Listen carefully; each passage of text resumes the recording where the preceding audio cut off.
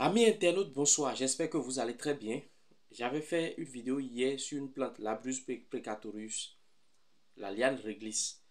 Hier, on avait insisté seulement sur la graine, les aspects de la toxicité, la haute toxicité des graines d'Abrus precatorius. Aujourd'hui, on ne va pas parler que du mal, on va parler du bien que ça fait, que ce soit les feuilles, les racines, parce que c'est une liane, ça n'a pas d'écorce, ça n'a pas de tige. Bon, ça a une tige, hein, mais c'est beaucoup plus des fils pour être en thème clair.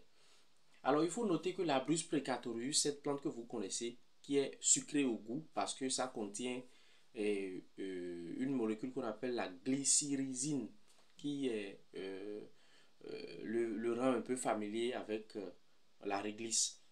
C'est une racine un peu populaire pour ses vertus.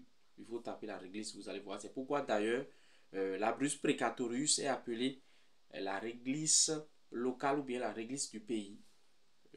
L'haricot pasteur noster, Azenoukou, œil du diable, ça a beaucoup, pas mal de noms quand même. Oju Ologbo au Nigeria.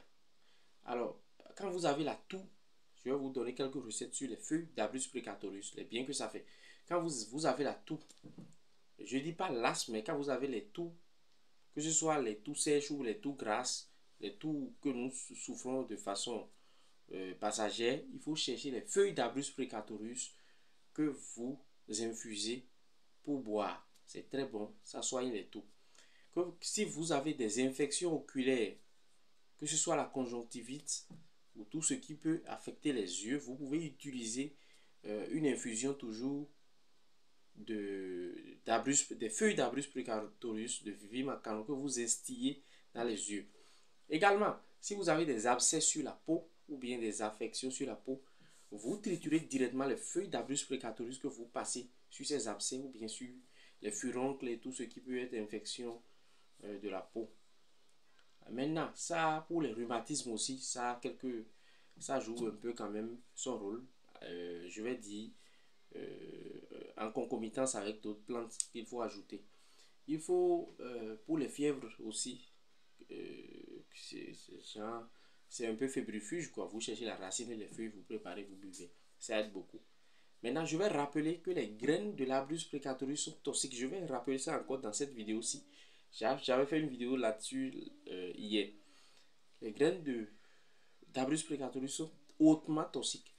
Que personne ne vous demande de les scarifier, de les piler comme ça et de les scarifier.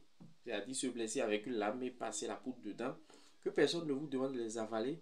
Que personne ne vous demande de prendre ces graines-là et de mettre dans des bouteilles, de mettre l'alcool avec d'autres racines, que ça soit ici, ça fait si ça protège contre ça. Non, ne faites jamais. Vous pouvez peut-être les calciner. J'ai dit les calciner en poudre noire. Là, ça, la brine, c'est la toxine que ça contient, qui est une molécule voisine de la ricine à haute température. Quand vous calcinez, s'évapore ou bien se dénature. Et là, c'est bien. C'est une bonne feuille, la Brus precatorius. Donc voilà, c'était la vidéo sur la Brus precatorius. C'est une plante de la famille des Fabacées.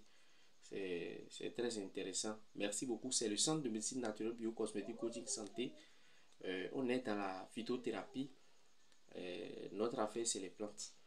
Donc, on a beaucoup de produits bio, que ce soit pour l'hépatite B, pour les dysfonctionnements érectiles, que ce soit pour les maladies cardiovasculaires, hypertension, diabète et tout. Merci beaucoup. C'était Aristide Dalokoro.